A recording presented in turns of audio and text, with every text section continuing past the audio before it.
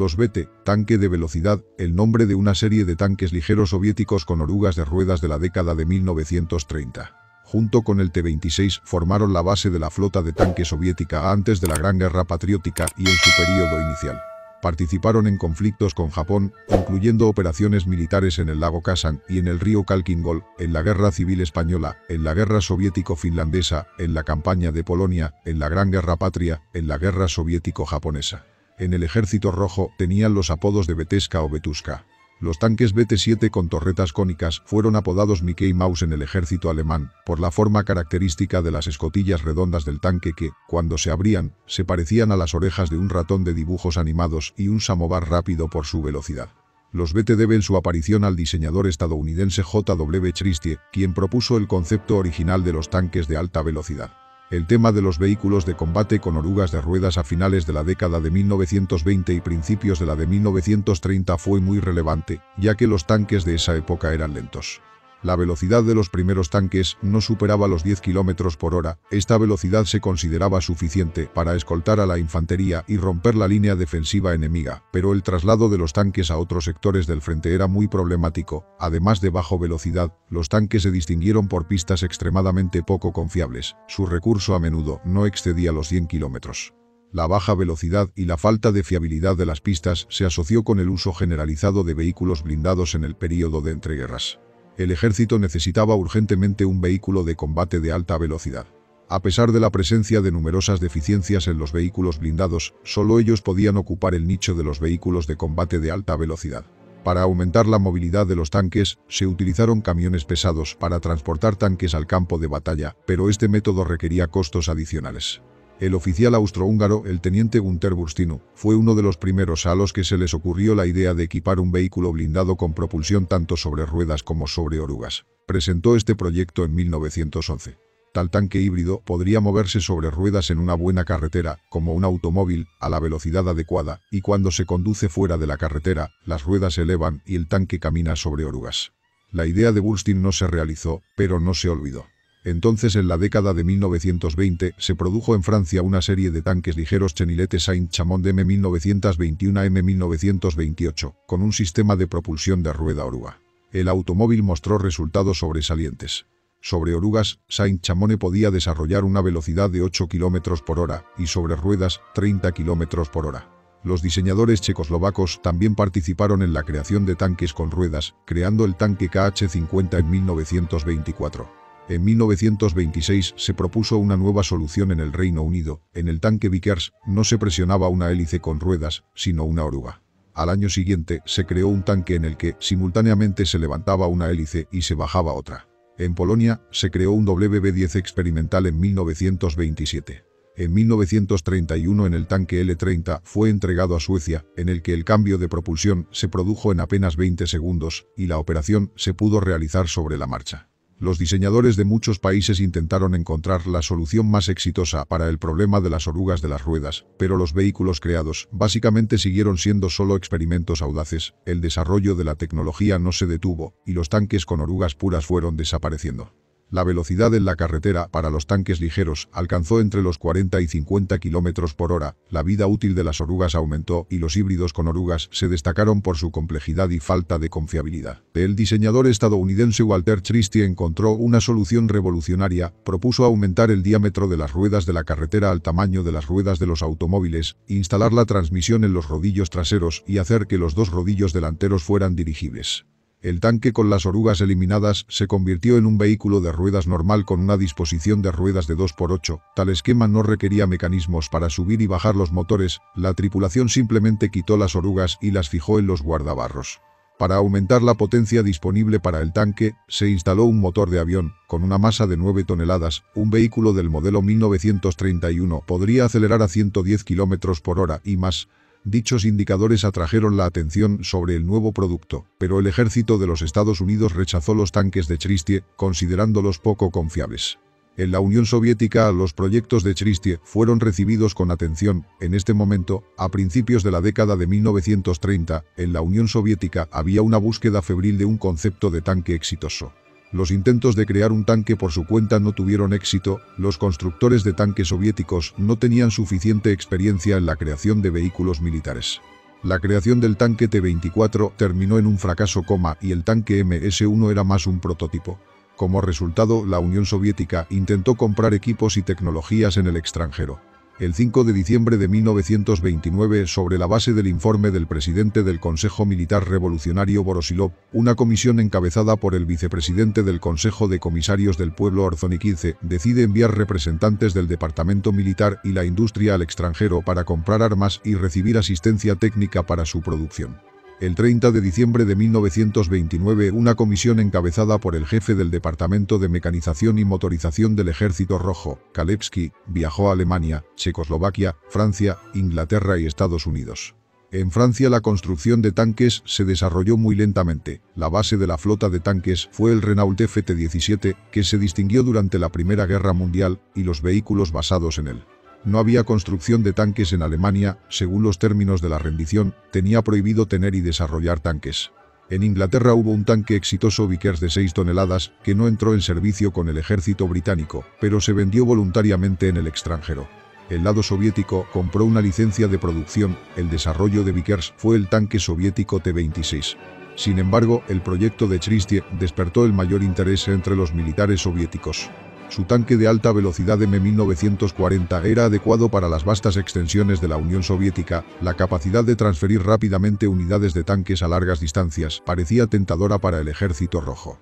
El 28 de abril de 1930 se firmó un acuerdo para la compra de tanques M1940 entre la USL Tracklayer Corporation y la Amtor Trading Corporation, en representación de los intereses de la Unión Soviética en los Estados Unidos.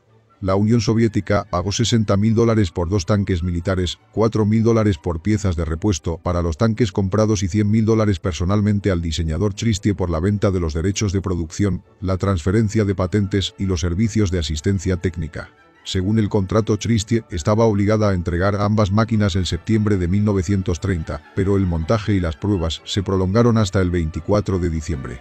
Los tanques llegaron a la Unión Soviética sin torretas ni armas, y la documentación resultó estar incompleta, por lo que se retuvieron $25.000 a Chrystie, razón por la que se negó a venir a la Unión Soviética. En la primavera de 1931 numerosas delegaciones de la Dirección del Ejército Rojo en el campo de entrenamiento cerca de Voronezh se familiarizaron con las copias del Original 1 y el Original 2.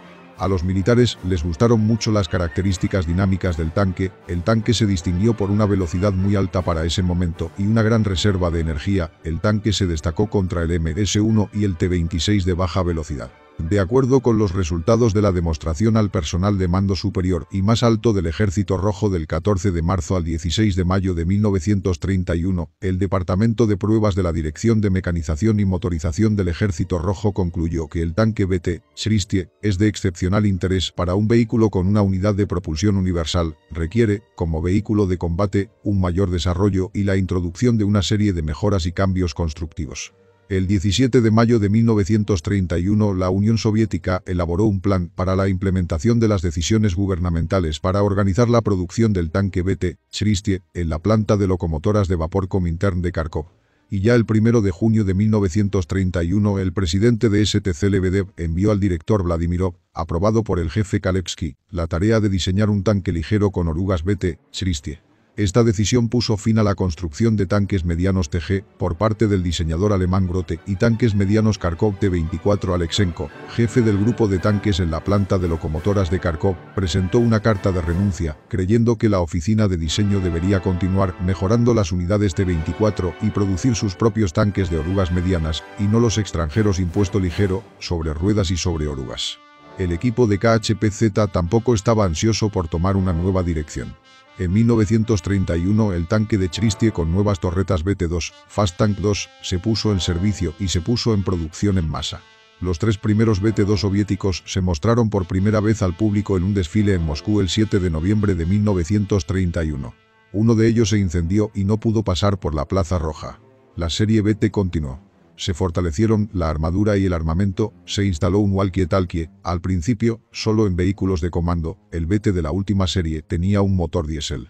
El motor de oruga con ruedas se utilizó activamente en el desarrollo de nuevos tanques soviéticos. Había opciones para su uso en el tanque medio T-26 y T-28, y se lanzó una serie experimental de este último. Surgió la idea de crear un tanque con 3 hélices flotante. Uno de los primeros tanques anfibios soviéticos se creó precisamente sobre la base del BT, PT-1A. También hubo un proyecto de un tanque con 4 hélices, con ruedas, flotante, capaz de moverse sobre rieles. Se realizaron numerosos trabajos para mejorar el movimiento del tanque sobre ruedas. Entonces se desarrolló una tracción total, excepto las dirigidas. Al mismo tiempo, el tanque se convirtió en un vehículo con ruedas con una fórmula de rueda 6x8. La idea se implementó al crear el A-20. Se crearon BT experimentales que podían moverse cuando se perdía una de las orugas. De un lado, la transmisión era a las ruedas y del otro, a la rueda motriz de la oruga. Al mismo tiempo, el movimiento de la oruga se sincronizó con la rotación de las ruedas del otro lado. El problema de todos los tanques de la serie BT era una armadura débil. Algunas fuentes dicen que el liderazgo soviético de esa época se dejó llevar por la teoría de que la velocidad del tanque compensa su débil armadura. La armadura delgada a prueba de balas en la construcción de tanques en la década de 1930 se consideraba la norma. Tal armadura protegía a todos los tanques de esa época, sin excepción, incluidos los medianos e incluso pesados, ya que hasta mediados de los años 30, ningún país del mundo tenía armas antitanque exitosas y, por lo tanto, no había necesidad de una armadura antiproyectil. Incluso cuando aparecieron armas antitanques serias, los militares no se preocuparon. No hubo guerras serias con el uso de tanques y no se acumuló experiencia de combate en su uso. Además, fortalecer la armadura significaba aumentar la masa del tanque, y los motores de esa época no podían permitirse ese lujo. La única excepción fue el BT, que estaba propulsado por los motores de tanque más potentes de su época. Sin embargo, el BT también tenía una limitación. La unidad de propulsión de la rueda no permitía aumentar la masa del vehículo. Incluso los BT estándar no podían moverse sobre ruedas en suelo blando, pero caminaban normalmente sobre ruedas en cualquier camino duro, como lo demuestran numerosas fotografías de las maniobras de la década de 1930. Los diseñadores soviéticos entendieron la debilidad del blindaje BT. Esto se hizo especialmente evidente durante la guerra en España. Fue para mejorar la seguridad del tanque que, comenzando con el BT-7 de la serie posterior, comenzaron a instalar blindaje con ángulos de inclinación racionales. El deseo de proteger el tanque tanto como sea posible, manteniendo un peso aceptable, se reflejó en el tanque con orugas de ruedas BT-20, otro nombre es A-20. Sin embargo, fue imposible obtener una reserva confiable dentro de los límites de peso establecidos, 18 toneladas. El iniciador del fortalecimiento de la armadura y el armamento del nuevo tanque fue el liderazgo de la ABTU, encabezado por un participante en la guerra española, Pavlov. La oficina de diseño de la planta de Kharkov, que estaba trabajando en una nueva máquina, desarrolló un tanque alternativo con una unidad de propulsión puramente de oruga, A-32. El jefe de la oficina de diseño era Koskin, ya que el anterior jefe de la oficina de diseño, Firsov, fue arrestado en enero. En agosto de 1938, los proyectos A-20 y A-32 se presentaron en una reunión del Consejo Militar Principal del Ejército Rojo dependiente del Comisariado de Defensa del Pueblo. Los militares aprobaron el tanque con orugas de ruedas, pero Stalin ordenó pruebas comparativas de ambas versiones del tanque. En mayo de 1939 se fabricaron los A-20 y A-32 y en julio pasaron las pruebas estatales. E incluso al final de las pruebas los militares continuaron dudando. No se atrevieron a abandonar el motor de oruga con ruedas. La situación se decidió en la próxima prueba, que tuvo lugar en septiembre en un sitio de prueba cerca de Moscú. Para la prueba, Koskin presentó una versión reforzada de la 32 T-32 con orugas, con un cañón L10 de 76 mm y una armadura gruesa. El nuevo tanque causó sensación. Combinó con éxito velocidad, blindaje y armas poderosas.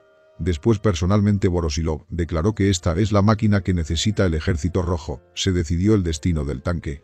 De acuerdo con los resultados de la prueba, el T-32 se finalizó, en particular, la armadura se reforzó aún más, y se puso en producción con el nombre de T-34. Esto puso fin a la era de los tanques de alta velocidad en la Unión Soviética. Con la llegada del T-34, la producción de tanques BT se redujo, aunque las plantas de reparación de tanques continuaron restaurando tanques BT al menos hasta mediados de 1942.